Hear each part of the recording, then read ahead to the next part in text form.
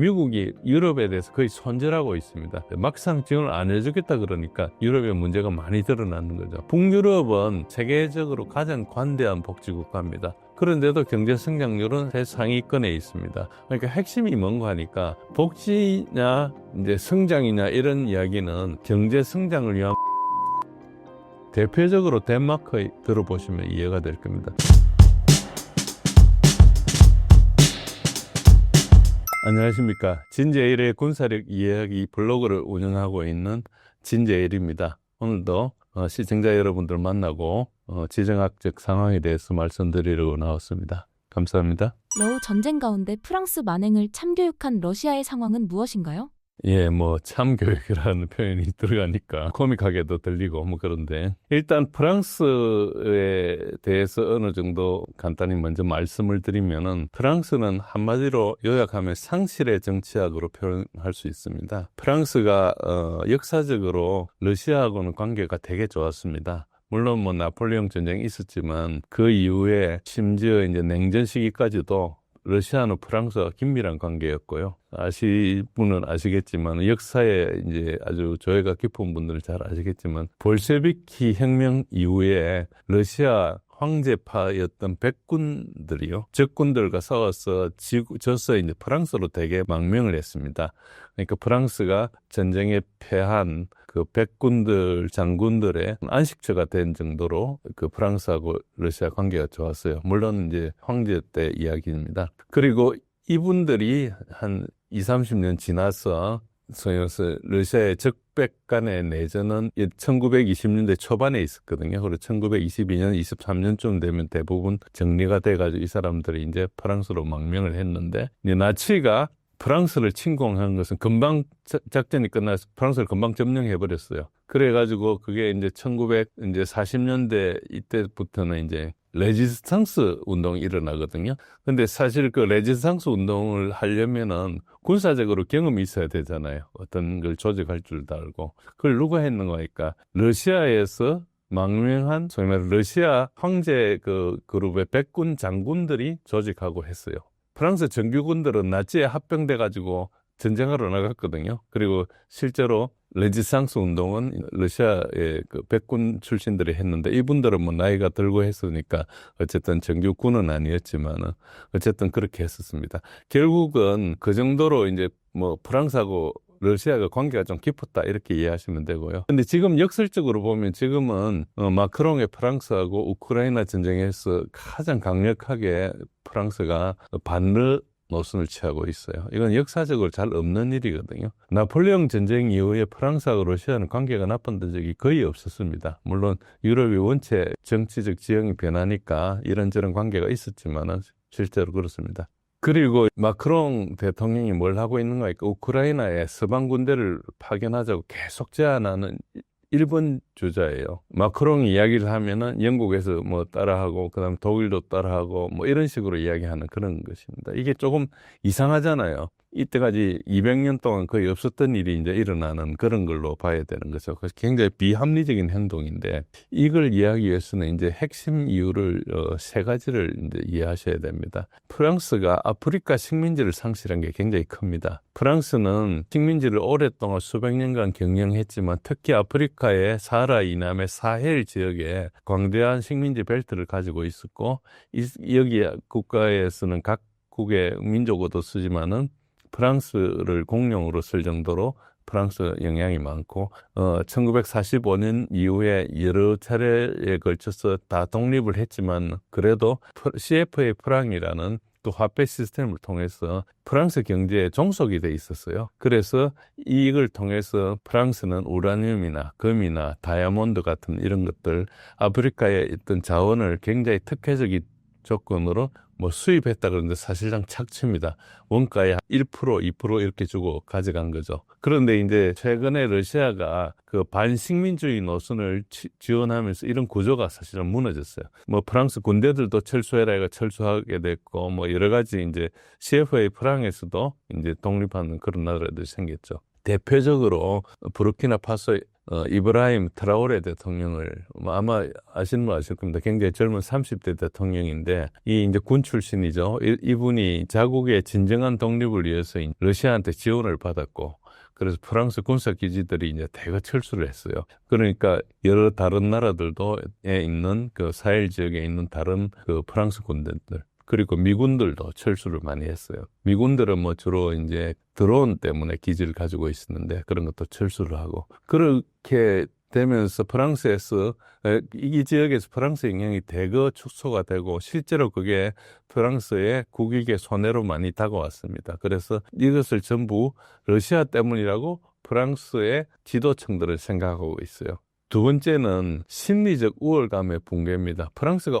오랫동안 유럽의 어떤 문명을 선도했고 그래서 계몽된 유럽이다. 역시 뭐 아프리카 지역에 많은 식민지를 가지고 있었으니까 그런 생각을 했죠. 그리고 당연히 식민지인 아프리카는 미개한 아프리카라는 우월성을 가지고 있었는데 이제 이 지역에서 남아있는 게 뭔가요? 프랑코폰이라 프랑스 말을 사용하는 국가들이 굉장히 많습니다. 그러면 그 엘리트들은 교육을 위해서 프랑스에 있는 대학교나 이런 데 가서 교육을 받고 그러다 보면은 이 다시 교육받고 복귀하면은 그 나라에 또 지배적인 관료가 되고 이런 식으로 해서 어째 보면은 특권을 계속 누리고 양승을 하고 그리고 친프랑스 정책을 쓰니까 그 자원을 뭐 착취라 그러기도 하고 자원을 어쨌든 빼가기 쉽고 이런 구조가 있었는데 이게 이제 사라지게 된 겁니다. 그러니까 이런 특권적 지위가 없어지고 프랑스 유학파들이나 프랑스하고 관계된 사람들이 사회적 특권을 누리다가 계속 이제 쫓겨나기도 하고 하다 보니까 이제 프랑스 영향권이 사라지고 이 국가들이 프랑스라는 것이 숭배하거나 우월한 문명의 대상이라고 봤던 거에 약탈적인 문명으로 보고 이제 시각이 바뀐 거죠. 그래서 이게 뭐 식민사관이냐 민족사관이냐 우리 과거에 우리한테도 있었던 주제처럼 이런 것들이 이제 나타나기 시작하면서 이제 프랑스에 대한 어떤 의지가 많이 약화됐죠. 이것에 대한 상실에 대한 분노가 프랑스 안에 있는 겁니다. 이게 이제 전부 러시아를 향해서 가고 있는 거죠. 그리고 세 번째는 이제 이런 변화가 있음에도 불구하고 현실을 부정하고 있는 겁니다. 프랑스는 이제 더 이상 자국이 강대국이 아니거든요. 지금 프랑스는 유엔 안보리 상임이사국에 들어있지만은 사실은 엄밀히 이야기하면은 2차 대전에 사실상 패전했잖아요.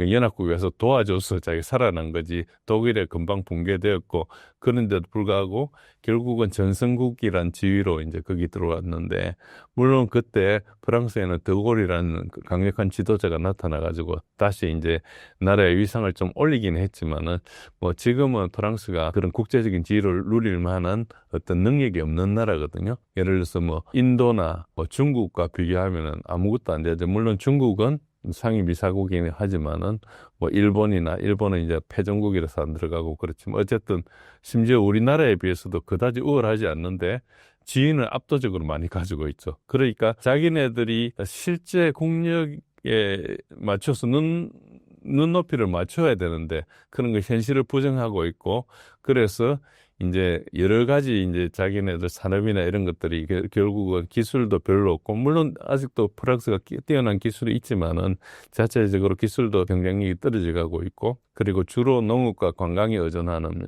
그런 국가인데 그러면서도 이제 과거 제국의 환상에서 벗어나지 못하고 있는 그런 측면이 있습니다. 그래서 이제 러시아가 참교육했다. 그런데 뭐 직접 군사 개입했다는 얘기가 아니고 아프리카 국가들이 진정한 독립을 원할 때 그걸 지원하는 방식으로 했어요.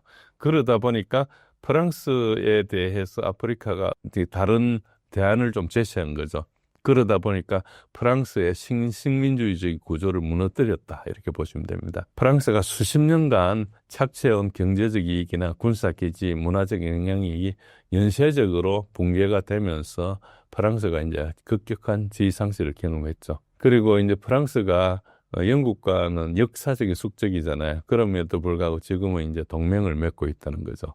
그런 것들을 보면은 프랑스가 얼마나 절박한 상황인지를 볼 수 있습니다. 현재 마크롱의 지지율은 한 22% 수준, 그것보다 훨씬 낮다고 그럽니다. 실제로 정치적으로 상당히 엉망인데 여러 가지 이제 파리 올림픽을 하면서 보여준 반문명적인 퍼포먼스나 이런 것들이 프랑스가 문화적 주류에서도 상당히 벗어나 있고 이런데도 불구하고 현실을 인정하지 않고 이제 과거의 꿈에 매달려 있다. 근데 이제 러시아가 어떻게 그 아프리카 사헬 지역을 도와주는가 하면은 대표적으로 이브라임 트라오레 대통령의 정권을 지원해 준 건데 첫 번째는 군사 안보 지원을 했습니다. 이게 가장 핵심적인데 그러니까 그 쿠데타로 정권을 잡았지만 이제 이런 작은 나라는 군대를 조직해 가지고 다른 쿠데타를 하기가 쉬운 그런 데거든요. 그래서 그 러시아에서 용병과 군사 교관을 파견했습니다. 과거에는 와그너 그룹이 들어갔었고요.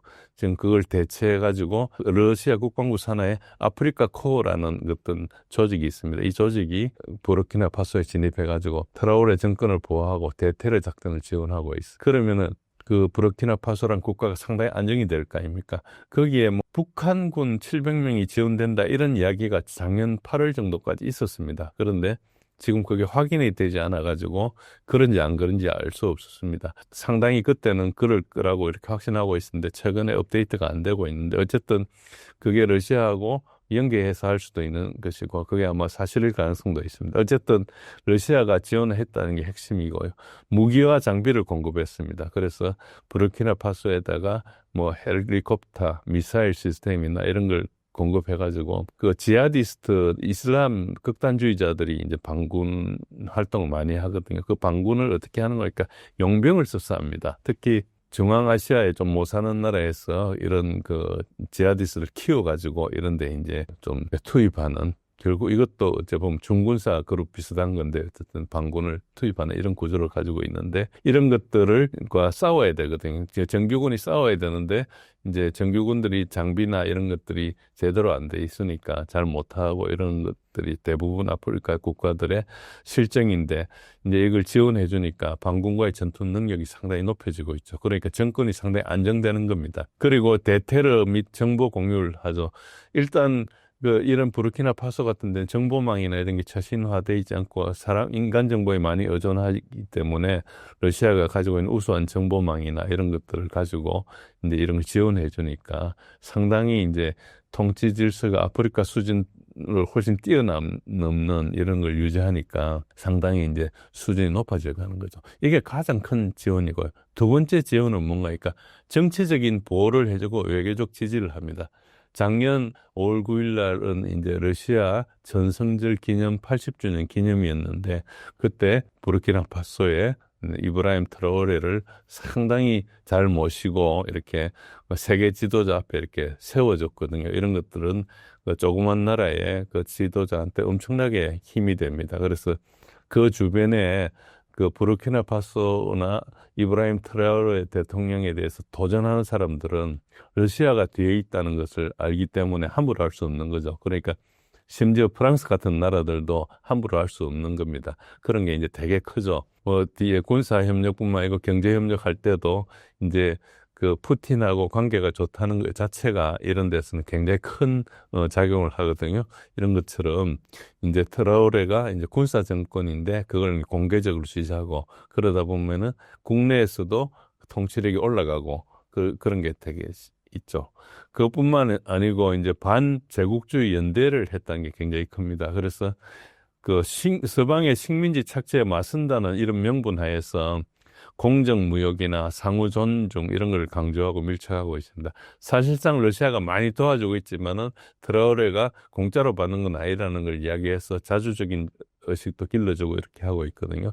그래서 상당히 이 나라의 영향이 커졌습니다. 그러다 보니까 이제 이것들 자체가 상당히 프랑스한테는 크게 이제 다가오는 거죠. 특히 이제 경제 및 원자력 협력 같은 거 이거 보시면은 일단 부르키나파소에 무료로 밀을 지원합니다. 그래서 이런 것들은 인도적 지원도 되고 경제적 지원을 하고 있는 거고 원자력 발전소 건설을 이제 지금 프로젝트를 추진하고 있고요. 그 러시아 국영기업 원자력 그 기업 로사톰이 이제 하고 있죠.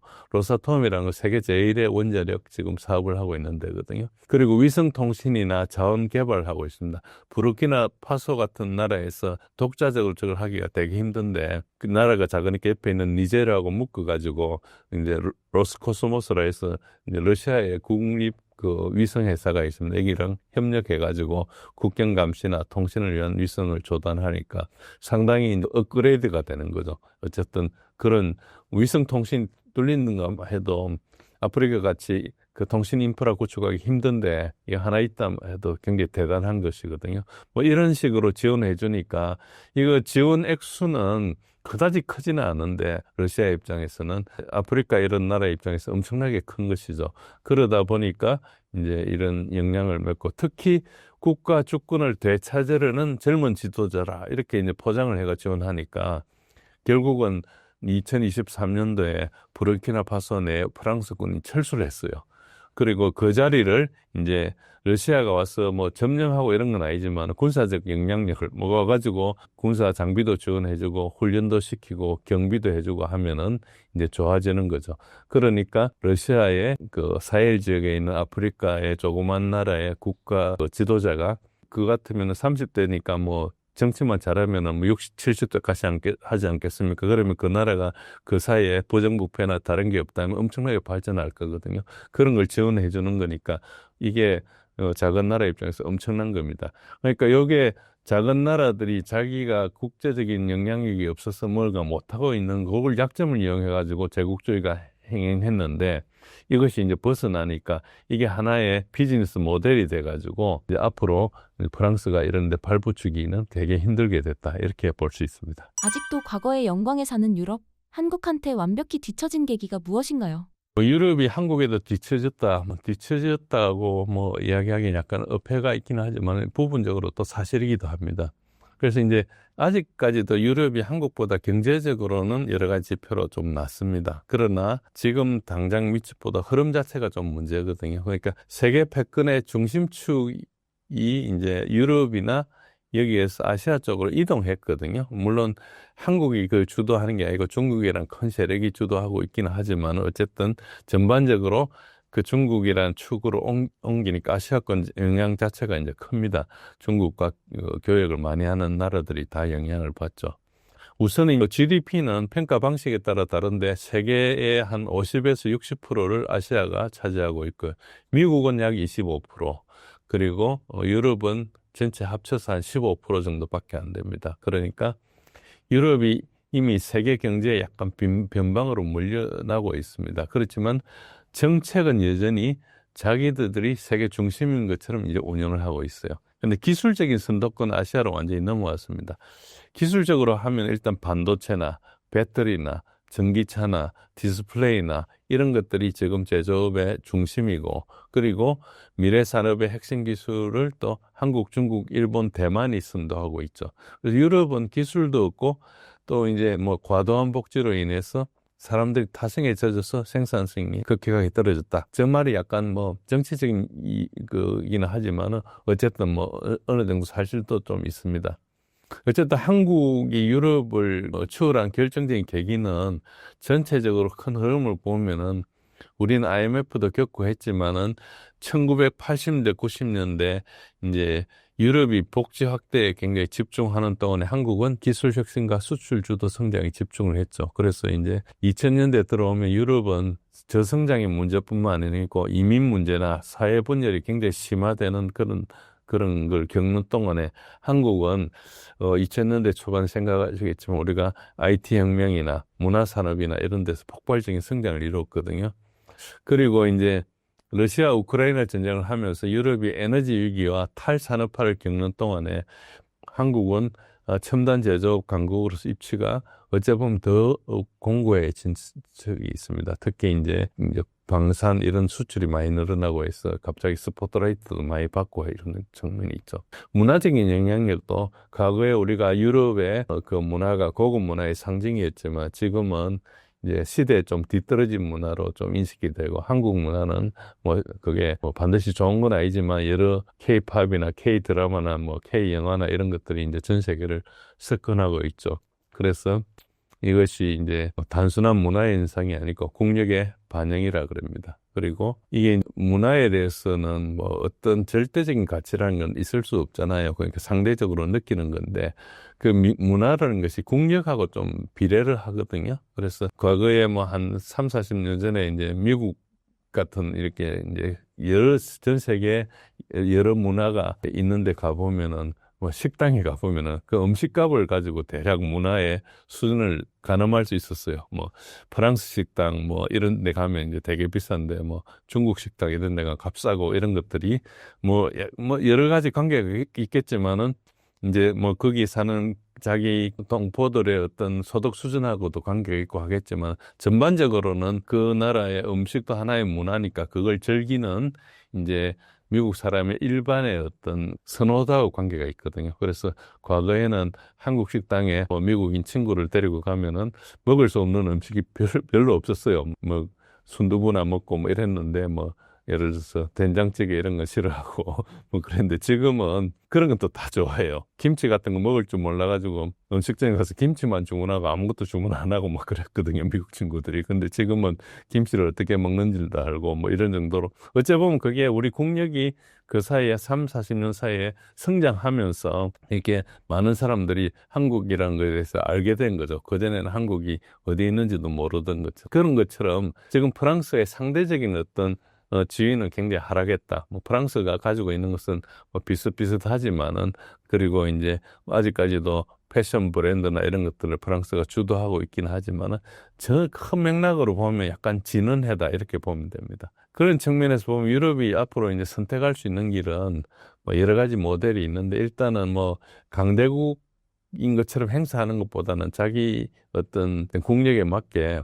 중재자 역할을 하고 새로운 정체성을 확립하는 것, 특히 이제 중립을 지키는 이런 것들이 굉장히 중요한데 그걸 선택할 수도 있고 아니면은 그냥 다른 데 간섭하지 말고 북유럽형으로 그냥 국민의 질 높은 복지국가만 추진을 하든지 아니면은 문화적 소프트 파워를 다시 재가동해가지고 그걸 이제 경제적 가치로 전환하는 어쨌든 허브형으로 이렇게 발전하는 이런 걸 해야 되는데 전 세계를 통치하면서 자기가 식민지를 관리하고 이렇게 하겠다는 이런 것들은 약간 시대착오적인데 이런 것들을 아직까지도 이제 그런 소위 말해서 과거의 향수에서 벗어나지 못하고 있는 것이 현재의 주소라고 볼 수 있습니다.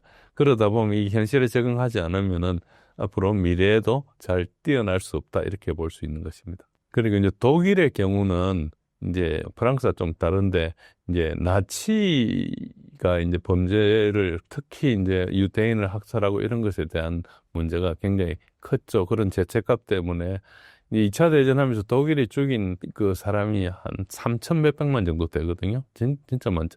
소련 사람은 2,700만 죽이고요. 유대인만 600만 죽였어요. 그러니까 이런 그 전쟁 범죄에 대한 죄책감 때문에 국제사회에서 한마디도 안 하고 있었어요. 반성만 하고 살았는데 특히 이제 동방 정책을 하면서 이제 어째 보면은 자기네들은 이제 과거를 전부 다 잊고 과거를 이제 내가 잘못했으니까 우리 경제나 전념하고 살겠다 그러면서 이제 조용히 살았는데 그래서 러시아하고 관계가 되게 좋았어요. 그리고 나토에 가입한 것 자체도 상당히 이제 불만을 가지고 특히 80년대는 반나토 운동도 하고 그랬었습니다. 그랬는데 어쨌든 러시아하고 굉장히 친했죠.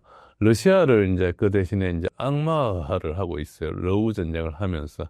그래서 러시아가 침략자고 우크라이나가 멀쩡한 민주주의 국가인데 그거를 그 소위 말해서 독재 권력인 그 푸틴이 뭐 침략했다 이런 내러티브를 가지고 이렇게 이야기를 했죠. 그러다 보니까 러시아가 나쁜 사람이 되니까 독일이 그동안 가지고 있었던 그 소위 나쁜 사람으로서의 어떤 죄책감, 도덕적 면죄부를 이제 얻는 기회가 됐죠.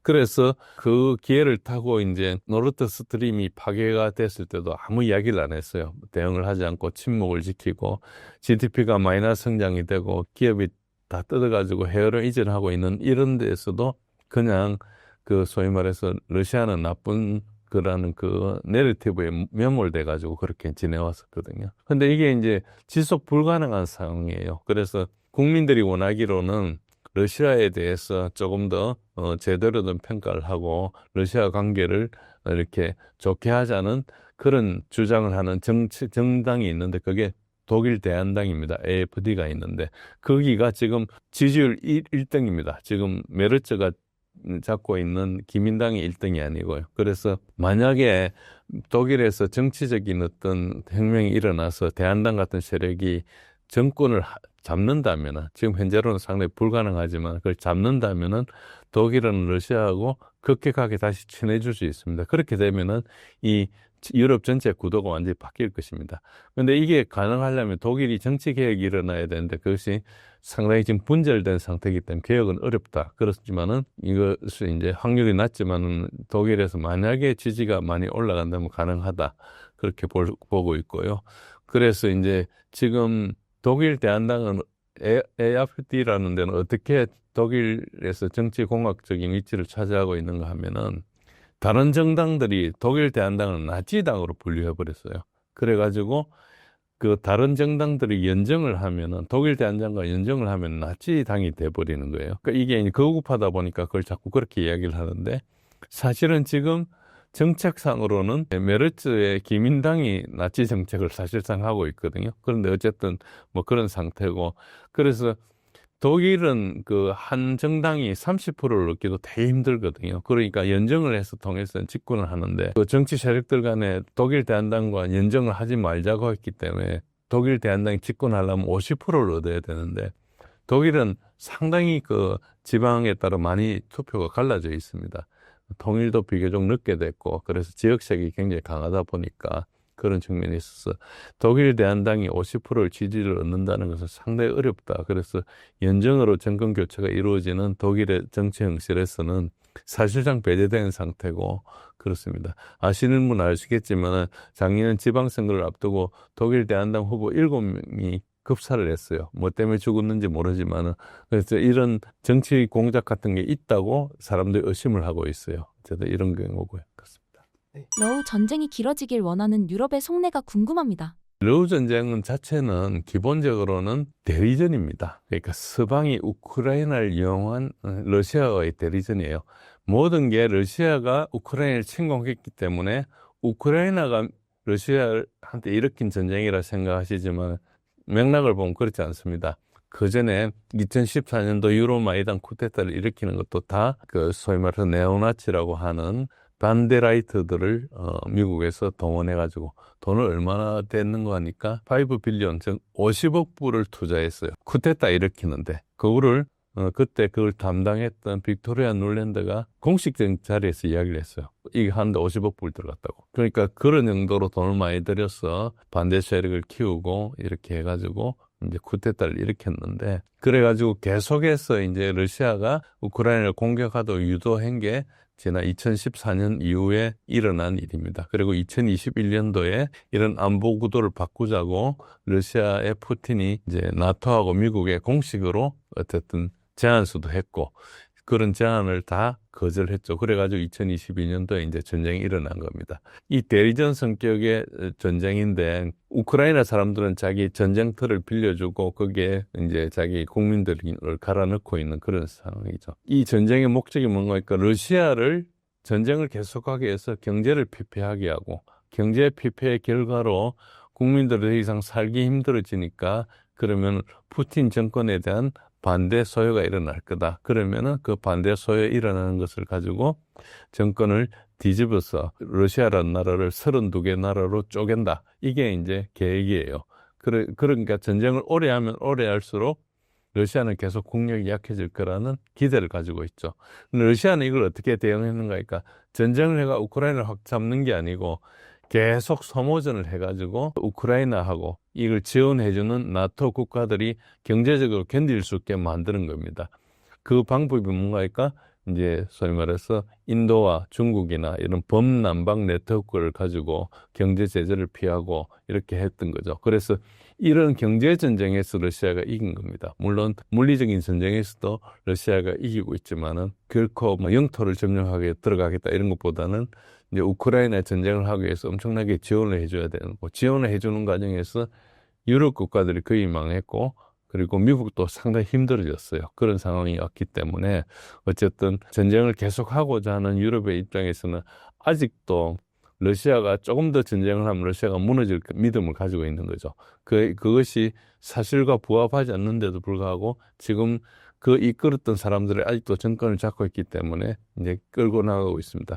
정치적으로는 이 사람들이 이제 어찌 보면은 우크라이나가 패전을 하고 종전을 하게 되면은 어쨌든 그 종전 협상을 해야 되고 협상하는 과정에서 이 모든 게 다 드러날 거기 때문에 그 패전의 책임을 이제 이 유럽의 정치인들이 이제 져야 되거든요, 정치적으로. 근데 그게 이제 불가능한 상태죠. 그래서 차라리 그냥 이렇게 하다가 선거를 통해서 정권 교체되고 말겠다는 생각을 가지고 있지, 무릎을 꿇을 생각을 하고 있지 않는 거죠. 그래서 이게 어쩌면 관료주의적인 함정에 이제 갇혀 있는 거다, 이렇게 보시면 됩니다. 트럼프 대통령은 이전에 겪어보지 못한 수준으로 보복하겠다고 말했습니다. 이란을 공격할 의지도 있는 건가요? 이란에 대해서 미국이 추구하는 것은 핵 문제도 아니고 아무것도 아니고요. 정권 교체입니다. 정권 교체이고 이게 미국이 추구하는 게 분명하기는 합니다. 미국이 추구하는 게 제가 과거에 한번 설명드린 적이 있는데 2009년도 브루킹스 연구소 보고서를 한번 찾아보시면은 그걸 명확하게 알 수 있는데 거기에 여러 챕터가 있는데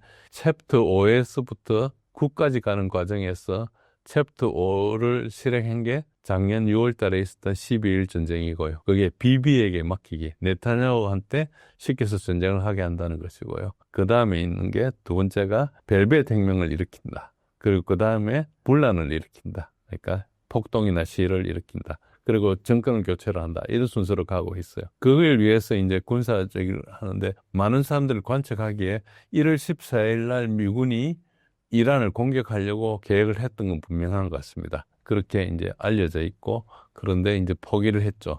어떤 문제가 있었는가 하니까 그 시리아를 보시면 됩니다. 시리아에 오랫동안 분란이 있다가 2024년도에 어떤 일이 일어났습니까? HTS가 와가지고 아사드 정권을 붕괴시켰어요. 아사드 정권 사람들을 매수했다고 알려져 있습니다. 뭐 월급도 제대로 못 주는 군인들을 그냥 돈 주고 매수해가지고 쉽게 이제 무일 입성을 한 상태에서 아사드 정권 물러났어요. 그럼 아사드 정권이 없어지고 난 다음에 이스라엘이 한 일이 뭡니까? 시리아를 폭격을 마음껏 했어요. 슈팅 레인지처럼 그야말로 사격 연습장처럼 폭격을 했어요. 그래가지고 과거에 지금 이스라엘 점령하고 있는 골란 고원이 시리아 땅이었는데 아직까지 그게 시리아 땅이에요, 공식적으로는. 그런데 그걸 점령하고 주지 않고 있었죠.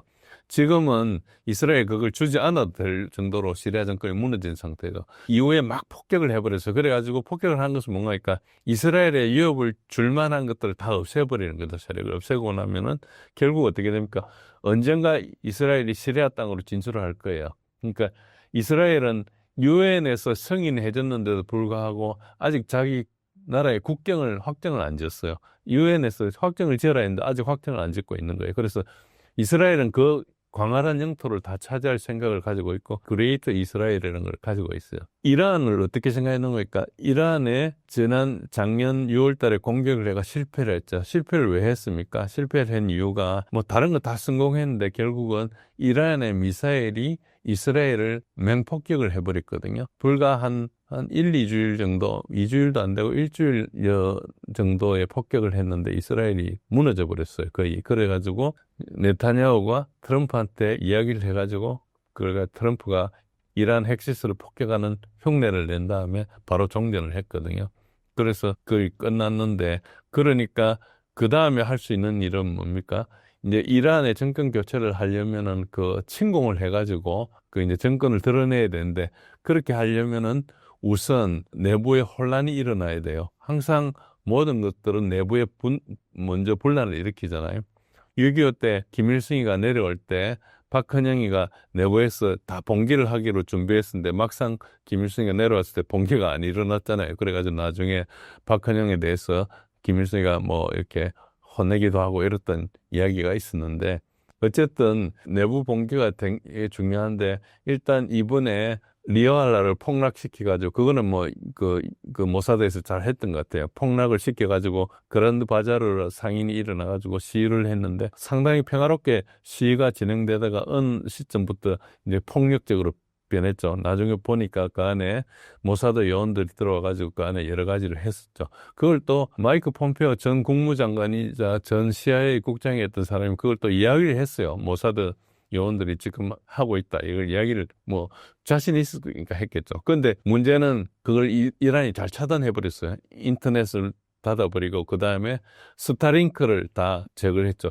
스타링크 단말기가 4만 개가 들어왔답니다. 그러니까 그게 이란 지금 가난한 사람들이 그걸 살 리가 없고 전부 다 이제 이란은 그 국경이 한 여러 나라들이 있으니까 거기 여러 민족들이 들어오게 상당히 그 우리가 다공질이라 그러거든요. 쉽게 말해 스폰지처럼 들어갈 때가 되게 많다는 거예요. 그러니까 국경이 허술하고 이런 틈에 이제 그 모사드가 했던 요원들이 많이 들어가지고 그 터미널만 4만 개였으니까 굉장히 1인당 한 개는 안 될 거 아닙니까? 그러니까 한 조직당 한 개 정도 있다 치면은 뭐 그 안에 소위 말해서 그런 걸 조작했던 폭력 그 요원들이 수천 명 이상 뭐 수만 명 이상 된다고 봐야죠. 그걸 가지고 이렇게 했는데 그걸 완전히 그 일망타진해 버렸어요. 특히 거기에 사용된 장비들이 이제 러시아하고 중국제 장비들이 들어왔다. 그래가지고 이제 무르만스크라는 전자전 시스템이 있는데 위성 통신을 통제하기는 굉장히 힘든 게 위성이 굉장히 빠른 속도로 광역을 움직이기 때문에 제밍하기가 되게 어려워요. 신호 자체는 제밍하기 쉽지만 어려운데 러시아에 있는 토볼이라는 시스템이 토볼 가지고는 업링크, 다운링크 제밍이 좀 쉽다 그럽니다. 근데 그 기술은 정확히 알려져 있지 않는데 러시아 우크라이나 전쟁의 스타링크를 러시아가 통제하는데 그런 기술이 쓰였거든요. 실제로. 그리고 또 뭐까지 되는 거니까 위성 신호를 추적해가지고 그 추적해는 단말기의 위치를 파악하는 거. 그리고 중국 기술로는 거기에 들어가가지고 안에서 이제 제밍 수준이 아니고 스푸핑을 해가지고 그 안에 있는 정보를 빼내는 이런 기술이 있다고 합니다. 근데 이것들은 지금 확인이 될 수가 없고 지금 소문으로 떠돌고 있기 때문에 추정만 하고 있는 건데 그런 기술이 쓰인 것은 거의 분명한 게 스타링크가 거의 스탑돼 버렸고 스타링크 단말기를 가지고 있던 사람이 굉장히 대거 체포돼 버렸거든요. 그런 말은 뭐니까 전파를 받고 쓰는 것뿐만 아니고 전파를 받는 사람들의 그 위치까지 다 파악이 됐다는 것이죠. 그리고 그 메시지를 들어가서 봤다는 것이거든요. 그러니까 여기 기술이 많이 들어갔다고 볼 수 있는 거죠.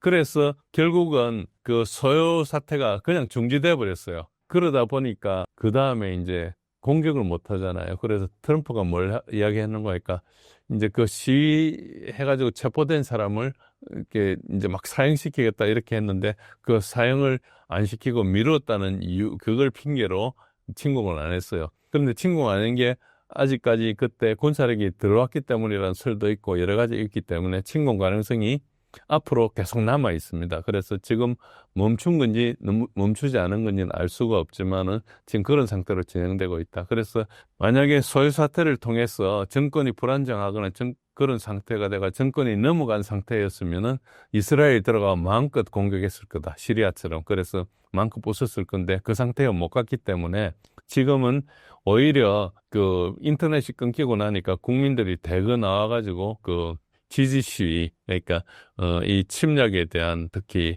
이제 최저 전복에 대한 항의 시위도 하고 이렇게 해가지고 오히려 더 뭉치게 돼가 정권이 더 안정화됐어요. 그래서 지금 현재 상태에서는 공개하기 상당히 힘들어져 있지만은 앞으로 이란의 과제는 뭔가 그러니까 경제 붕괴가 가장 큰 문제잖아요. 그래서 경제를 살리는 문제가 중요한데 그것이 그렇게 쉽지가 않다. 그런 숙제가 있기 때문에 다시 이걸 공격할 수는 있는데 당장 지금 우리가 제5열이라 하는 소위 말하는 전복 세력들이 대거 소탕이 된 상태거든요.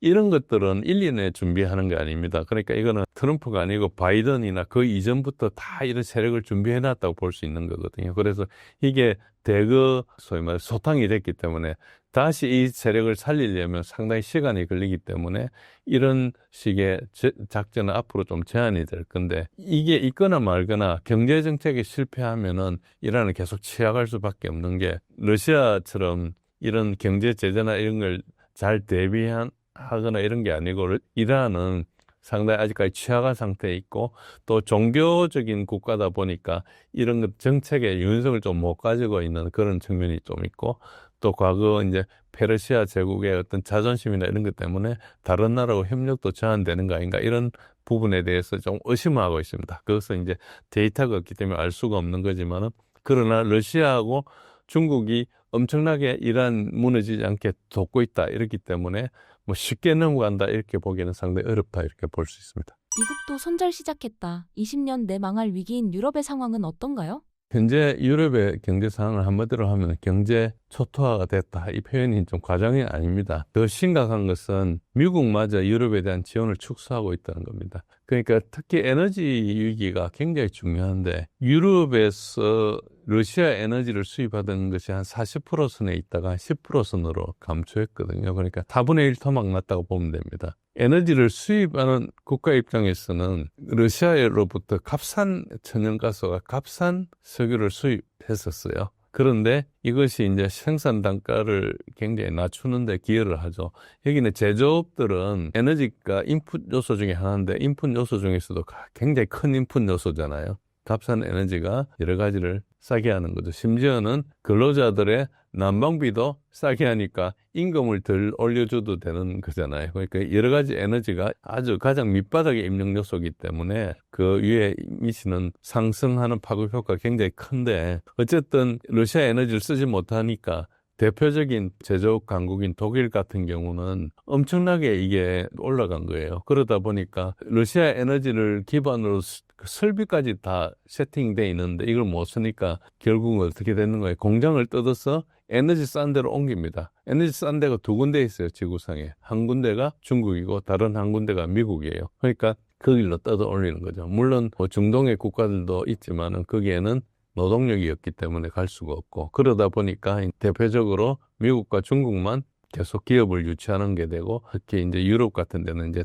뜯어가고 있죠. 그러니까 독일의 제조업의 경쟁력을 상실한 것이 있습니다. 그런 게 이제 굉장히 크고요. 물론 그 결과가 다 나타나 있습니다. 독일은 지난 3년간 마이너스 성장을 했고 이제 폭스바겐 같은 대기업이 공장을 뜯어가지고 해외로 이전하고 있고, 뭐 영국과 프랑스도 크게 차이가 없습니다. 영국과 프랑스, 독일이 그냥 마이너스 또는 0 내지 1% 성장에 그쳤어요. 그런 데서도 뭐 그 상황에서도 우크라이나에 돈을 엄청 퍼줬거든요. 그러니까 굉장히 상황과 맞지 않는 자기 나라 생각하지 않고 정치인들 경영하고 있죠. 우리나라 같으면 당장 정권이 바뀌었을지도 모르겠습니다. 어쨌든 그런 상황이 지속되고 있고 국민들은 당연히 경제적으로 고통을 겪고 있습니다. 평상시에도 뭐 남의 나라를 위해서 자기 세금을 쓰이는 것을 누가 보겠어요. 그런데 경제 위기 상황에서도 우크라이나에 천문학적 지원을 하니까 이제 국민들이 불만이 폭발하고 있는데 그러다가 최근에 아시겠지만 이 지원이 상당 부분 우크라이나의 부정부패나 해가지고 엉뚱한 것으로 새나간 등이 나오니까 이제 국민들이 이제 참을 수 없어서 길거리로 나오고 있는데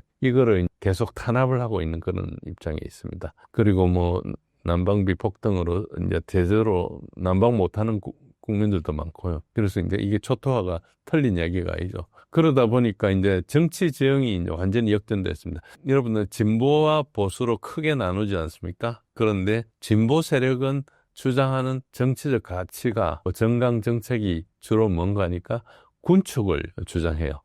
그리고 진보 세력은 평화를 주장하고 그리고 진보 세력은 복지 확대를 주장합니다. 반대로 보수 세력은 군비를 증강하고 해외 파병을 주장하고 이러죠. 강한 국력 이런 걸 주장하고 있죠. 그런데 러우전을 하면서 어떻게 됐습니까? 영국의 노동당 지금 집권하고 있는 키어스타머가 노동당이죠. 그리고 독일의 3인당, 녹색당의 연정, 그리고 프랑스의 마크롱 이런 같은 진보 진영이 군비 증강이나 우크라이나 적극 파병이나 지원을 주장하고 있어요. 마크롱은 공개적으로 우크라이나 서방 군대를 파견하자 하고 있습니다. 그런데 군대가 작다 보니까 효과가 없으니까 그냥 차찬 속에 태풍으로 머물고 있지만 어쨌든 그렇게 하고 있는데 그 반대되는 세력이 어떻습니까? 독일의 대한당 AFD라 그럽니다. 그리고 영국의 개혁당 니젤 페라즈가 이끌고 있는 개혁당.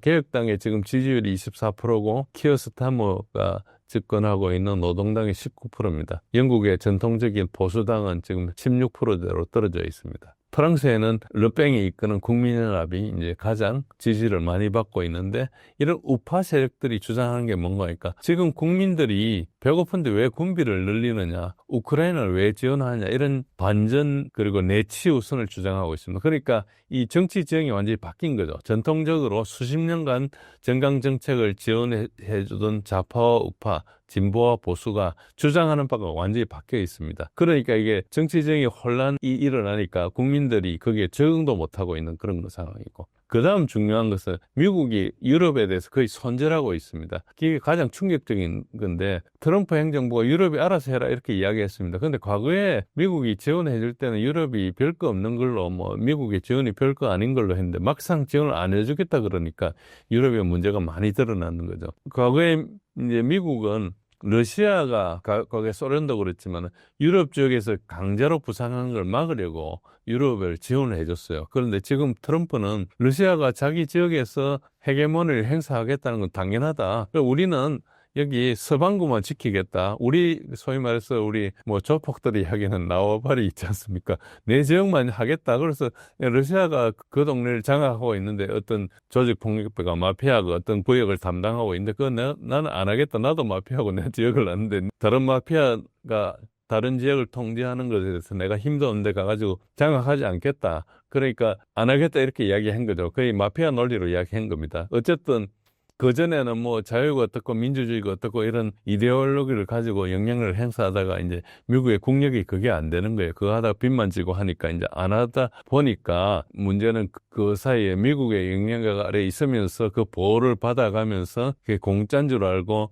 그리고 마치 그 미국 보호가 없이 자기네들이 강자인 줄 알고 떵떵거리다가 지금 완전히 지금 벗겨진 상황이죠. 어쨌든 서유럽 국가들이 이제 반발을 하고 있지만은 결과적으로는 미국의 뜻을 따를 수밖에 없습니다. 그러니까 결국 이 사람들도 미국 시장에 의존하고 있거든요. 현대 기업들이 자기 내수 시장만 가지고 클 수 있는 기업이 없어요. 그래서 큰 시장을 가지고 있는데 결국은 미국에서 관세 매프로 하겠다면 전부 다 이제 겁먹고 이제 물러서는 그런 현상이죠. 그래서 EU라는 게 뭉쳐 있지만 실제로는 각 나라를 위해서 싸울 뿐이지 유럽 전체를 위해서 싸우지 않고 항상 독자 노선을 갈 것인지 가기 힘들 것이다 이렇게 보고 있고요.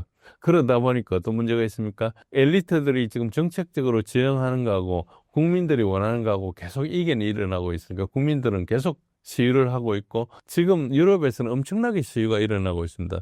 우리가 이란 시위나 6년 전에 있었던 홍콩 시위나 뭐 노랑우산 이런 시위가 있었죠. 이런 것들만 자꾸 이야기를 하지만 지금 유럽의 시위는 굉장히 큽니다. 굉장히 크고 영국, 독일, 프랑스 이런 데 일어난 시위가 자기 나라 생기고 가장 큰 시위들이 일어나고 있는데 거의 방송이 되고 있지 않죠. 그러니까 대부분 모르고 있습니다. 그 정도로 굉장히 탄압이 심하고 영국 같은 데서는 온라인으로 뭔가 잘못하면 바로 감옥에 잡아갑니다. 우리 같으면 댓글 악플 하나 잘못 들었다가 10년, 15년형을 받고 이런 그런 탄압적인 걸 하고 있어요. 그러니까 지금 왜 탄압적으로 하냐? 그거 말고는 지금 잘못했다고는 다 뒤집어질 판이거든요. 그러니까 경제는 무너지고 국민은 고통을 받고 정치는 혼란에 빠져 있는 게 지금 현실입니다. 과도한 복지로 위기를 맞은 유럽이 살아남기 위해선 5년과 10년 안에 어떤 형태로 변화돼야 할까요? 복지가 과도하다 이것은 틀린 말도 알긴 하지만 보면 이 질문의 프레임이 잘못된 거라고 저는 생각합니다. 그러니까 복지가 과도해서 유럽이 위기를 맞았다. 이거는 신자유주의에서 오랫동안 주장한 이데올로기 연막탄이라고 저는 보거든요. 그러니까 실제 데이터를 보면은 복지하고 경제 성장이 제로섬 관계에 있다고 주장하는 이게 맞지가 않습니다. 그러니까 거기 제로섬이라면 복지가 강하면 경제가 후퇴해야 되고 경제가 성장하면 복지가 줄어들어야 되다. 즉 내가 가진 돈으로 복지에 투자하느냐 아니면은 경제 성장에 투자하느냐 이런 걸로만 보는 것은 약간 잘못이라는 거예요. 그게 맞지가 않고 제로섬이 아닌 겁니다. 우선 예부터 말씀드리면은 북유럽은 특히 스웨덴이나 덴마크, 노르웨이는 세계적으로 가장 관대한 복지국가입니다. 공공지출이 GDP의 50% 이상이에요. 그런데도 경제 성장률은 세계 최상위권에 있습니다. 이런 데는 GDP도 상위권에 있고 생산성도 좋고 혁신지수도 좋고 그리고 글로벌 경쟁력 지수가 1, 2위권입니다. 근데 남유럽은 이탈리아, 그리스, 스페인, 우리가 소위 말해서 피그스라는 거기에는 복지 지출이 북유럽보다 훨씬 낮은데도 공공지출이 이제 40% 이하니까 이제 굉장히 낮죠. 낮은 편인데도 경제 성장은 북유럽보다 낮아요. 그러니까 복지가 좋은 데가 성장이 많고 복지가 나쁜 데가 성장이 낮으니까 이 예로만 보면은 제로섬이 아닌 거예요. 그러니까 핵심이 뭔가 하니까 복지냐 이제 성장이냐 이런 이야기는 경제 성장을 위한 모델을 못 만들어낸 관료들이나 그쪽 세력들이 만들어낸 어째 보면 연막탄이라고 봐야 돼요. 핵심은 뭔가 자기 경제 구조에 맞게 성장 정책과 복지 그거를 디자인해야 되거든요. 그 설계를 제대로 못 해놓고 엉뚱한 모델을 가져와서 잘못된 데 적용을 해가지고 소위 말해서 그 나라의 국가 발전 모델을 망가뜨린 사람들이 그걸 뒤집어 씌우거나 아니면 거기에서 조금이라도 이익을 보자고 하는 세력들이 하는 이야기예요. 그래서 이게 제로섬이 아니면 뭐가 되냐면 이게 굉장히 정교한 디자인을 해야 되는 거예요. 그러니까 이 정교한 디자인을 못 해내고 나서 결국은 그 실패한 책임을 돌리기 위한 그런 어떤 이데올로기적인 거라 이렇게 볼 수 있습니다. 대표적으로 덴마크를 들어보시면 이해가 될 겁니다. 덴마크에는 플렉시큐리티란 말이 있습니다. 유연하면서도 안정성이 있다. 간단히 말씀드리면 덴마크가 해고가 되기 쉽습니다. 해고가 쉽지만은 그 다음에 해고된 노동자는 2년 동안 내가 해고되기 직전 임금의 90%를 받아요. 그 사이에 2년 동안 준비해가지고 얼마든지 다음 직장을 갈 수 있어요.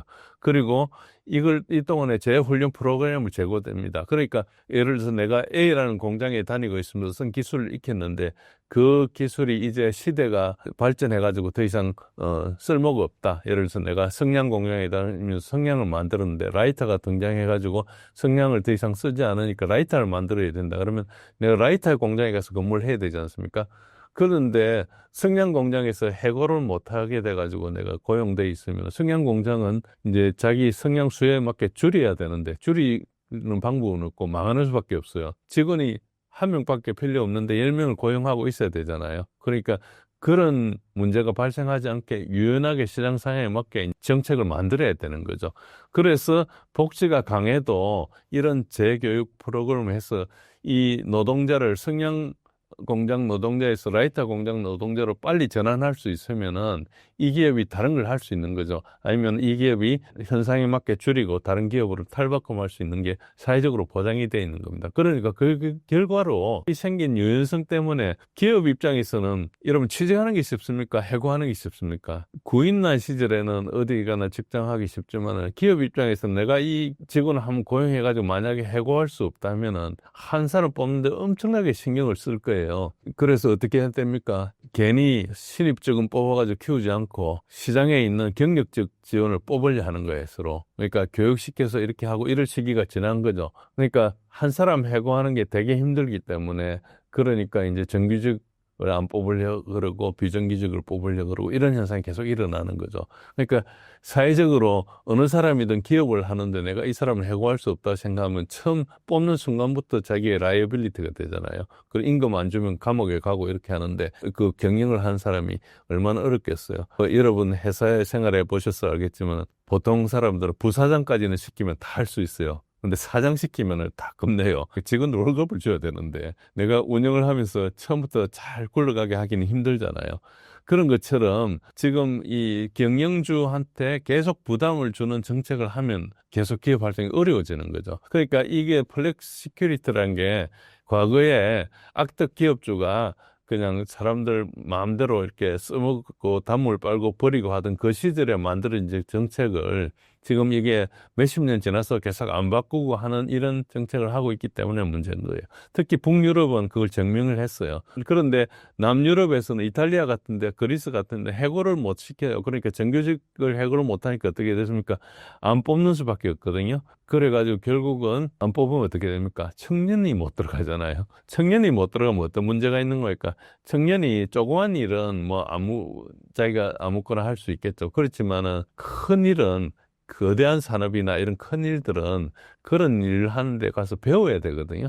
청년 일자리는 당장 나이 든 사람은 업무는 더 잘하지만 청년이 그런 걸 경험하면서 경쟁력을 길러가 미래의 그 거대한 규모의 산업이나 회사를 이끌고 갈 사람들인데 그 사람들한테 10%, 20%, 30% 시장에서 계속 차단을 하면은 그 인력이 계속 줄어드는 거예요. 그러면 산업 전체로 나라 노동력 전체가 미래로 가면 갈수록 불확실해지거든요. 그래서 기업들이 왕성하면서 많이 고용을 하고 기업이 망하면 또 해고도 하고 이런 걸로 가야 되는데 그렇게 못하고 나면 이게 이제 상당히 어려워지는 거죠. 그래서 이게 복지냐 경제 성장이나 이 논리가 좀 안 맞는 거예요. 좀 정교하게 디자인해야 될 것을 이제 안 하고 결국 그러다 보니까 어떻게 됩니까? 관리가 이제 판을 치고 결국은 나라에 도움이 되지만 당장 힘든 것들을 아무것도 안 하는 거죠. 그래서 다 편한 대로 굴러가는 그런 식으로 하다 보니까 결국은 경쟁력을 잃어가는 그런 식으로 가고 있는 거죠. 그러니까 지금 나타난 게 뭡니까?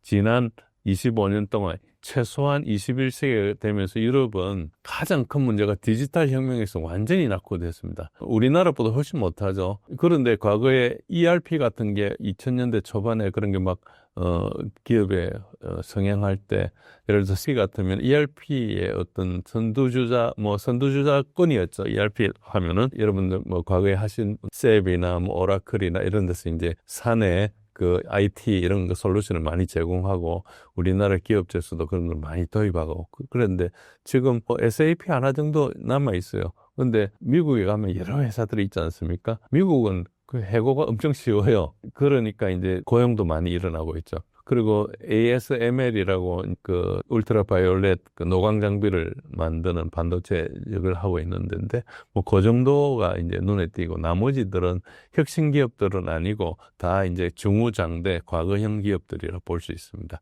그리고 이 사람들이 시장을 지배하는 물론 각자의 경쟁력이 있지만은 미국이나 중국의 빅테크에 비하면 왜소하고 심지어 한국에 비해서도 좀 왜소하다고 볼 수 있습니다. 한국이 세계적인 기업이 많이 있거든요. 그런데 우리나라 경제가 있기 때문에 압도적이지는 않지만은 꽤 그래도 몇 개 기업이 있지 않습니까? 뭐 우리 경제에 비해서 그런 거에 비하면 유럽 전체에서 우리나라의 한 10배 되는 한 인구 4억 5천만의 그 유럽 전체에 보면은 그 우리나라보다 뭐 엄청 뛰어나다 이렇게 볼 수는 없습니다. 그러니까 이런 것들은 하나의 어떤 걸로 보면 되는가 하니까 유럽이 어떤 구조적인 문제가 있다. 즉 유럽이 자기 시장을 만들기 위해서 80년 동안 노력했거든요. EC 뭐 이런 거 만들고 EU도 만들고 결국 했는데 핵심은 뭔가 하니까 분절된 시장을 만드는 거예요. 유럽 연합에 27개 나라가 있는데 24개 다른 언어를 씁니다. 근데 언어를 통합하지 않으면요, 결국 규정도 통합이 안 돼요. 미국이 그 유럽보다 훨씬 뒤졌는데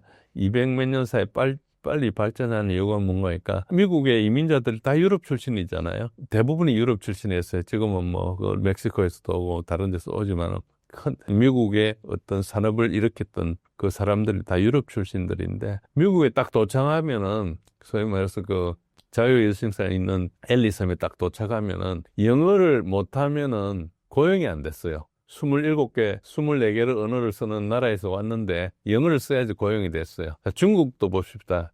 소수민족이 많고 하지만 결국 중국어를 쓰잖아요. 그러니까 이게 결국 뭔가 유럽의 24개 언어를 쓰면서 하나의 시장을 만든다. 이게 이제 불가능한데 정치적, 제도적으로도 해야 되는데 각 나라가 다 달라요. 규제에 대한 것도 다 다르고.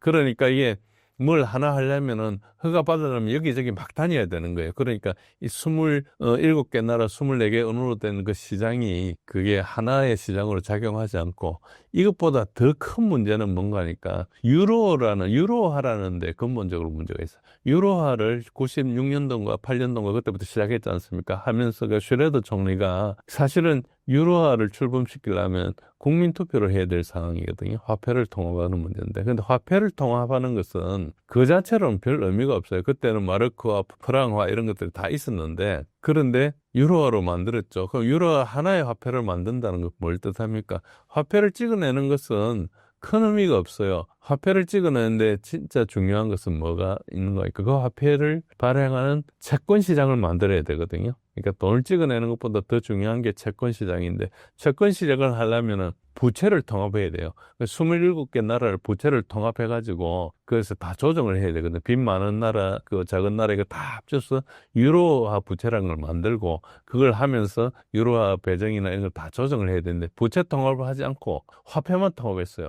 그럼 화폐를 통합하니까 어떻게 됩니까? 그러니까 부채가 각각 달라요. 독일 부채가 다르고 독일이 가장 재정 건전성이 뛰어나는 건데 한 60% GDP의 60%좀 될 거면 다른 나라는 130%만 100%다 넘어버릴 거예요. 예를 들어서 누가 그 채권을 삽니까? 채권은 전부 저축한 걸로 사지 않습니까? 예를 들어서 우리 국민연금이나 뭐 캘리포니아 뭐 연금 조합이나 아니면은 또 어디서 삽니까? 사우디아라비아 국부펀드 이런 데서 채권을 사잖아요.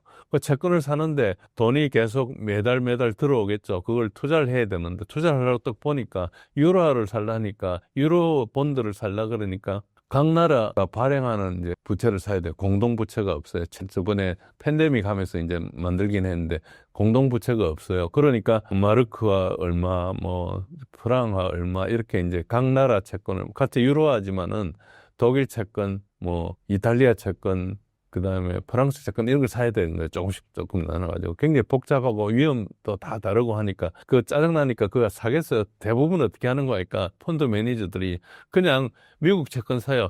미국 재무부 10년물 채권 이거 사면은 편하거든요. 누가 이야기도 안 하고 그리고 그거 사놓으면 그거 담보로 다른 거 발행도 할 수 있고 그다음에 특히 무역하는데도 편하고 이러니까 이제 그걸 사요. 그러니까 어떻게 되겠습니까? 유로는 부채를 발행을 못 해요. 그러니까 부채를 발행하니까 어떤 문제가 생깁니까? 대규모 투자가 못 일어나는 거죠. 그러니까 기업들이 조금 할 수밖에 없는 거죠. 이게 문제가 되는데 진짜 큰 문제는 뭔가 하니까 같은 유로화를 쓰지 않습니까? 이탈리아도 유로화를 쓰고 독일도 유로화를 써요. 과거에는 리라를 쓰고 마르크화를 썼지만 지금 유로화를 쓰거든요. 그런데 이탈리아가 문제가 생겨가지고 예를 들어서 갑자기 뭐 지진이 많이 난다든지 해가지고 관광 사람이 무너져가지고 한 1년 동안 사업이 굉장히 망하게 생겼어. 그러면은 빚을 내가지고 일단은 당장 그 사업을 살려야 되지 않습니까? 사업을 망하게 둘 수는 없으니까 빚을 발행하려고 하는데 그게 뭐 채권도 잘 안 되고 그리고 각 유로화를 하면서 재정 건전성에 대해서 합의한 게 있기 때문에 GDP 몇 프로 이상은 또 그 재정 적자를 못 내게 돼 있어요. 그러니까 옛날에 자기 화폐를 썼으면은 통화를 그냥 이탈리아 통화를 약화시키면 되거든요. 그러니까 환율을 그냥 높이 버리면 되는 거예요. 예를 들어서 옛날에는 뭐 1달러에 무슨 1,000원 했었는데 지금 나라가 힘드니까 1,200원 해가지고 일단 그러면은 값 싸니까 산업이 살아날 거 아닙니까? 수출도 되고. 그 일단 빚은 늘어나지만 당장 사업이 들어가니까 그 다음에 그 충격을 흡수할 수 있죠. 물론 수입하는 사람은 손해를 보겠지만 당장 수출해 먹고 사니까. 그러니까 이런 자기가 발권을 하면 생기는 어떤 순기능은 하지 못하고 그리고 본드는 발행 못하고 그러니까 결국 어떻게 됩니까? 경제가 계속 왜곡되는 거예요. 그런 현상이 이제 계속 일어나니까 큰 투자가 안 일어나겠죠. 큰 투자가 안 일어나니까 계속 이제 경쟁력이 약화되는 겁니다. 그러니까 이런 유로화의 문제에 대해서 물론 해결 방법이 있는데 그걸 정책적으로 지금 추진을 못하고 있죠. 그런 현상이 계속 일어나고 있다 이렇게 보시면 됩니다. 그래서 앞으로 이게 유럽이 이런 변화 과제나 이런 것도 분명해요. 복지 시스템을 재설계하고 디지털 인프라에 대규모 투자를 하고 유로 본드를 발행하고 연금 개혁을 하고 러시아의 관계를 정상화하고 우크라이나 전쟁 지원을 중단하고 이런 자구책을 5년 내에 10년 동안 하면 다시 살아날 수 있어요. 그런데 이게 정치적으로 가능하냐? 거의 불가능해요. 왜 그런가 하니까 우크라이나 지원한다고 해가지고 유럽 정치인들이 엄청나게 자기 정치적 자산을 소모해버렸거든요. 우크라이나 지원했는데 우크라이나가 전쟁에 져버렸다 이러면 자기네들이 그거 믿고 따랐던 국민들이 가만히 두겠어요. 그러니까 그 사람들 정치력이 없어지는 거죠. 이걸 했던 사람이 정권을 잡고 있으면서 개혁을 한다. 이건 불가능하니까 외부적으로 이 사람들 정권을 잃게 해야 되는데 유럽의 정치 공학적인 환경이 그게 잘 안 되니까 지금 이게 계속 겪고 있는 거예요. 이거 잘못된 사람 쫓아내고 사람을 바꾸면 그걸 가지고 정책을 다시 바꿀 수 있는데 이제 그걸 못 하고 있는 거죠. 그래서 이런 문제가 가장 큰 지금 문제고 조그만 개혁, 심지어는 연금 개혁 같은 것도 지금 하다 보면은 정치적으로 거의 자살골 비슷한 그런 식이 되어가고 있는 그런 상태입니다. 그래서 유럽은 굉장히 암울하다. 성공 가능성이 굉장히 낮다. 그리고 이걸 하려면 엄청난 정치적인 자산이 있는 지도자가 나와야 되는데 지금 잘 안 보인다. 이렇게 보시는 게 상황을 이해하는 데 도움이 될 겁니다. 관광국가 유럽이 왜 집단적으로 흔들리는 국면에 들어선 것인가요? 예, 조금 전에 설명했던 거랑 좀 비슷한데요. 유럽을 관광국가로 보는 자체가 유럽 몰락의 증거입니다. 한 20년 전으로 시계를 되돌리면은 유럽은 독일과 이탈리아라는 제조업 강국이 있었습니다. 세계 경제를 주도했었어요. 근데 지금은 관광이나 한 나라로 전락했다는 것 자체가 이제 산업 경쟁력을 상실했다는 것인데 그게 한두 가지 원인은 아니지만은 그 전부터 이제 정책적인 실수를 했지만은 최근에 보면은 11만 개의 일자리가 공중분해됐거든요. 그러니까 독일에서 그런 일이 일어났습니다. 11만 개 중에서 4만 5천 개가 자동차 산업에서 발생했어요. 그리고 러브전하고 있는 지난 3년, 3, 4년간의 독일의 GDP는 마이너스 성장을 했어요. 0.9%, 0.5% 마이너스 하다가 작년에 0.2%로 이제 플러스가 되긴 했어요. 이것도 대부분 군수 산업에서 일어난 거고 민간 산업에서는 마이너스 성장을 했습니다. 3년 내내 성장이 멈춘 거죠. 이런 일은 일어날 수 없는 일이거든요. 독일의 이제 세계 최대 화학기인 바스퍼가 있죠. 이게 너무 에너지 비용이 올라가지고 2022년 한 해 동안만 해도 에너지 비용을 추가로 지불한 게 4조 7천억 원 정도 됐어요. 그러니까 이게 32억 유로 정도 됐는데 결국은 독일 핵심 공장을 폐쇄하고 2,600명을 감원하고 그리고 뭐 그 소비자는 당연히 안 되겠죠. 100년 넘은 전통적인 갤러리아 백화점이 이제 2020년, 2022년, 2024년 세 번째 파산 신청을 했어요. 파산하고 신청하고 구조조정회가 다시 하고 그게 세 번째 반복됐어요. 그러니까 상당히 어렵죠. 독일은 특히 이제 러시아 에너지 시장이라는 게 있고 중국 시장이 있었어요. 그러니까 러시아로부터 에너지를 값싸게 얻어가지고 중국 시장에 판매를 하는 이런 식으로 해서 소위 말해 독일이라는 심장이 돌아갔었습니다. 그런데 러시아산 값싼 에너지는 이제 더 못 쓰게 된 거죠. 그러니까 전쟁 직전에 독일의 가스의 한 65%가 러시아산이었거든요. 이걸 이제 미국 같은 데 쓰는 거죠.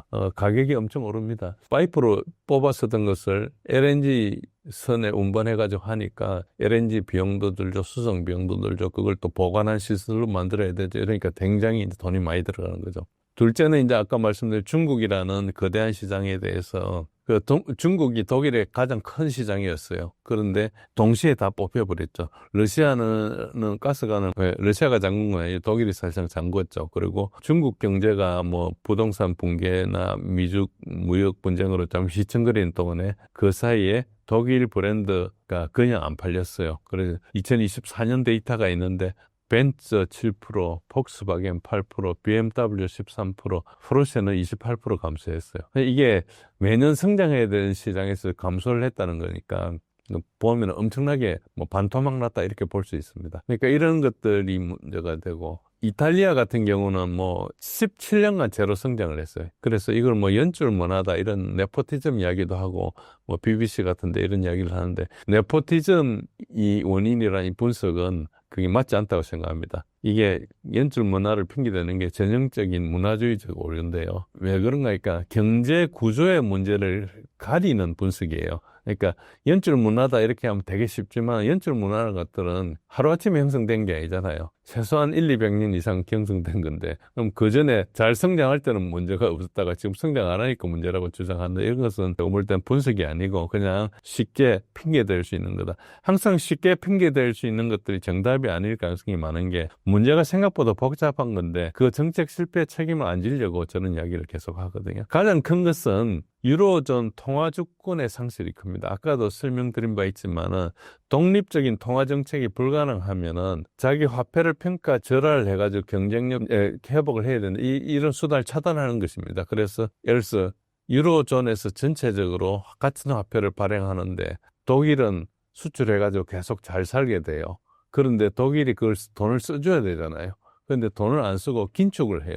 긴축을 하면은 독일의 뭔가 수출을 할 걸 기대를 못 하니까 거기에 얽매여 있는 사람들은 계속 힘든 거죠. 그래서 재정 확대 여력이 차단되고 제한되는 거죠. 그리고 이제 이탈리아 같으면은 옛날부터 남북 이탈리아 간의 소득 격차가 굉장히 컸는데 이게 이제 통화가 유로로 통합되면서 이제 더 악화된 그런 게 있고 특히 이제 북부는 이제 고부가가치 제조업의 클러스터가 돼 있죠. 기계나 패션이나 자동차나 이런 것들이 있고 남부는 저생산성 농업 서비스업 이런 것들이 이제 돼 있는데 이탈리아가 통일됐던 한 160년 전 이후에 지속된 발전 격차입니다. 이게 가장 큰 문제가 이제 과거에는 통합되기 전에 그래도 화폐 주권이 있어가 통화 주권을 가지고 뭔가 좀 조정을 했는데 지금 그게 없었고 그리고 이제 이탈리아가 중소기업이 너무 있다 보니까 이게 이제 좀 구조 제한이 이탈리아 기업 95%가 50인 미만이라 그럽니다. 이런 것들 때문에 규모의 경제가 실현하기 어렵고 그러니까 R&D 투자가 안 되는 거죠. 그래서 이거는 뭐 금융시장이 발달하지 않았기 때문에 그래서 대기업 육상 정책이 없어서 생긴 결과입니다. 그래서 우리도 과거에 60년대, 70년대, 80년대 하면서 중소기업을 뭐 지원해 주느냐, 대기업 위주로 가는 게 어떠냐 이런 논란이 많이 있었는데 뭐 어디에 정답이 있는지는 모르지만 대기업이 너무 없는 문제도 경제도 상당히 문제를 겪고 있다 이거 알 수가 있고요. 현재로는 계속 생산성 문제가 부딪히고 있고 그리고 유로존이 너무 긴축을 하니까 이제 결국 어떻게 되는 가 시간이 지나면은 독일은 재정이 견전하는데 이제 이탈리아 같은 데는 부채가 계속 늘어나는 거예요. 결국은 독립성실이라는 게 그 독립성을 유지하지 못한다는 게 엄청나게 경제 문제를 주고 있죠. 그리고 유로 22에서는 독일 인플레이션 기준으로 모든 금리를 결정하거든요. 그러니까 이걸 하다 보면 독일만 이제 어찌 보면 유리한 그러니까 상대적으로 이제 이탈리아 같으면은 최근에 한 3, 4년간 인플레이션이 2% 이하인데도 긴축을 계속 지속하는 거예요. 그러니까 이게 이런 문제가 계속 봉착이 되고 그러다 보니까 그 유로존 성장이 최하위권에 머물고 이런 게 있습니다. 최근에 뭐 이런 네포티즘을 자꾸 이야기를 하는데 네포티즘 문제가 없는 것은 아닌데 이게 종속 변수고 뭐 이런 것들이 있지만 실제로는 일단 노동시장에 대한 정책이라든지 뭐 이런 것들 인프라가 안 됐다 이런 게 이제 큰 문제고 최근에 우리 이탈리아 총리가 며칠 전에 방한을 해가지고 했잖아요. 이걸 이제 어째 보면 이탈리아도 경제적인 필요에 의해서 이제 제조업 경쟁력을 좀 회복하기 위해서 한국과 이런 파트너십을 좀 하려고 하는 것도 있고. 근데 수출 시장을 독일, 프랑스가 정체되니까 아시아 시장을 개척해야 됩니다. 그런 것도 있고. 어째 보면은 K-팝, K-드라마 이 열풍을 보니까 이걸 잘 연계시키면 이탈리아 럭셔리 수출을 할 수 있겠다 이걸 이야기를 하기도 하고 뭐 이런 맥락에서 유럽에서 전략적 자율성을 추구해야 되고 아시아 중견국하고 한국이 이제 아시아의 중견국이지 않습니까? 연대를 해서 이렇게 하겠다. 그러니까 어째 보면은 유럽에서는 가장 먼저 과거의 유럽의 강대국이었던 이탈리아가 한국에 손을 내민 거고 한국도 윈윈할 수 있고 한국도 어째 보면은 유럽 시장에 진입 교두보를 확보하고 우리도 미국, 중국 사이에 고려 싸움에 세우던 그런 상황에서 균형 예고를 하기 위해서 뭔가 돌파를 하는 거니까 두 나라 다의 윈이 되겠죠. 여기에서 뭐 큰 건 아니더라도 뭔가 실마리를 찾을 수 있고 이런 걸 할 수 있죠. 그래서 이거는 해칭 전략으로 그렇게 이해하시는 게 좀 맞습니다. 그래서 유럽은 탈미국화, 탈중국화, 중견국인데 이 과제가 있고 한국도 똑같은 과제가 있습니다. 이런 과제를 같이 해결한다는 측면에서 당장 뭐가 이루어질지 모르지만 이게 분명히 굉장히 우리나라한테 도움되고 이런 이탈리아에 도움된다. 그래서 뭐 그렇게 보시면 되고 유럽 전체를 흔드는 구조적 문제는 우리나라하고도 상당히 비슷합니다. 첫째 이제 초저출산과 인구 고령화가 있고요. 이것은 지금 현재 인구 고령화는 유럽이 더 큰 문제가 됩니다. 현재 유럽 평균 연령은 한 48, 9세고 한국은 43세 정도 되거든요. 그런데 이 속도가 우리가 빠르기 때문에 몇 년 지나면 이제 유럽보다 우리가 더 악화될 소지가 있습니다. 어쨌든 그렇고요. 그리고 디지털 혁명의 실패가 유럽의 가장 큰 문제입니다. 경직된 노동법. 이거는 한국도 좀 비슷하죠. 그런 문제가 있고. 그리고 막대한 국가 부채. 이거는 이제 유럽이 우리보다 훨씬 심한데 이제 우리보다 조금 더 심각한 문제가 있지만은 전체적으로 비슷한 병을 앓고 있으면서 증상만 좀 다르다. 뭐 이런 정도로 이렇게 보시면 됩니다. 그린란드를 억지로 병합하려는 트럼프의 속내가 궁금합니다. 이 그린랜드에 대해서 일단 간단히 말씀드리고 제가 힌트만 좀 드릴게요. 어쨌든 조금 더 이제 다른 시각에서 봐야 되는데 그건 좀 이따 말씀드리고 일단은 지금 그린랜드를 병합하고 있는 시도에 대해서 여러 가지 분석가들이 제시하고 있는 것들만 먼저 말씀드릴게요. 일단 첫 번째는 히토류와 그리고 전략적 위치를 이야기하고 있습니다. 지금 중국한테 히토류 때문에 미국이 목덜미가 잡힌 그런 상황이기 때문에 이걸 피하기 위해서 그린랜드를 개발한다. 그래서 막대한 양의 히토류가 묻혀 있다. 그래서 만약에 미국이 그린랜드를 장악하면은 히토류 공급에서 중국을 분리할 수 있기 때문에 미중 패권 경쟁에서 유리하다. 이렇게 이야기를 하는 그런 분석이 있고요. 두 번째는 북극의 이제 관문이다. 지정학적 요충지다. 그건 뭐 분명합니다. 그런데 지금 미군이 그린랜드에 오래전부터 주둔하고 있거든요. 그래서 미국이 출입하는 데는 전혀 문제 없어요. 그린랜드 인구가 한 몇만 명 되나요? 그런데 거기에 꽤 많은 미군들이 가 있거든요. 그래서 있고 그런데 어쨌든 뭐 지금 기후 변화도 일어나고 있고 하니까 온난화가 되면은 북극 자원 개발도 좀 용이해지고 그리고 북극 항로가 열리고 이러니까 이걸 하겠다 그런 측면이 있고 세 번째는 러시아와의 북극 경쟁의 모습을 보이고 있는데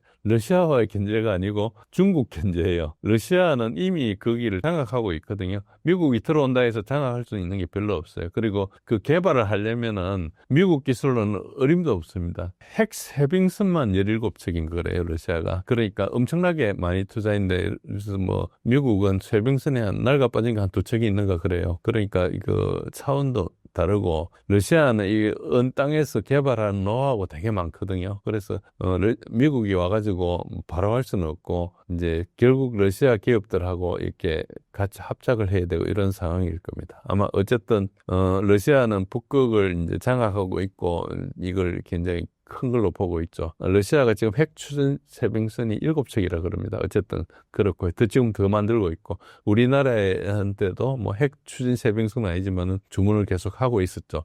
러우 전쟁 때문에 우리가 그 인도 하다가 이제 포기한 것도 있고 뭐 있는데 어쨌든 그렇습니다. 핵 세빙선이라는 것은 원자로는 거의 무궁무진하게 쓰잖아요. 몇십 년 동안 쓰거든요. 연료 없이 그냥 그 얼음을 깰 수 있는 거니까 엄청난 거죠. 그런데, 미국은 이제 그렇지 않고 그런 측면이 있고, 이제 중국이 러시아하고 같이 이제 북극 항로에 이제 숟가락을 얹었죠. 그래서 북극에 가까운 나라다. 근데 중국이 북극이 우리가 더 가깝죠. 중국보다는. 어쨌든 그런데 그걸 우기면서 빙상 실크로를 만들겠다 그러는데 중국은 밑에 말라카 해협이 초크 포인트라서 이제 북극 항로를 개발하는 동기가 많이 있죠. 그래서 이제 러시아 세빙선 따라서 중국 군함이 누리는 이런 시나리오를 이제 미국이 싫어하는 것도 맞죠. 뭐 지금 어째 보면 아메리카 퍼스트 가라면서 19세기 제국주의를 사실 부활하고 이런 그런 것들이 있는데 이런 동기가 있는데 이제 조금 더 추가하고 싶은 것은 이건 오늘 깊이 말씀드리지 않겠지만은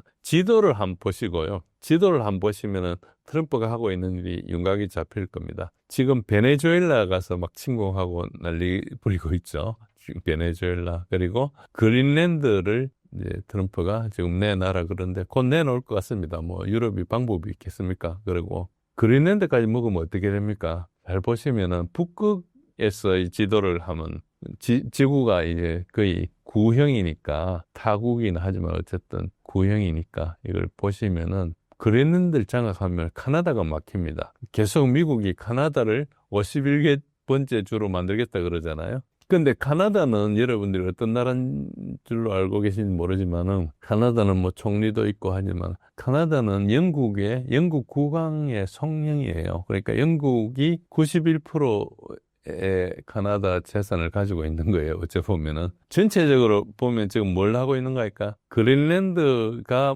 목표가 아니고 카나다를 어째 보면은 편입하려고 하는 게 목표라고 볼 수 있습니다. 그래서 이 부분에 대해서는 그냥 카나다를 51번째 주로 하겠다는 이야기만 했지만은 잘 보시면은 지금 카나다가 어떻게 움직이는가 하니까 영국 뜻대로 지금 움직이고 있어요.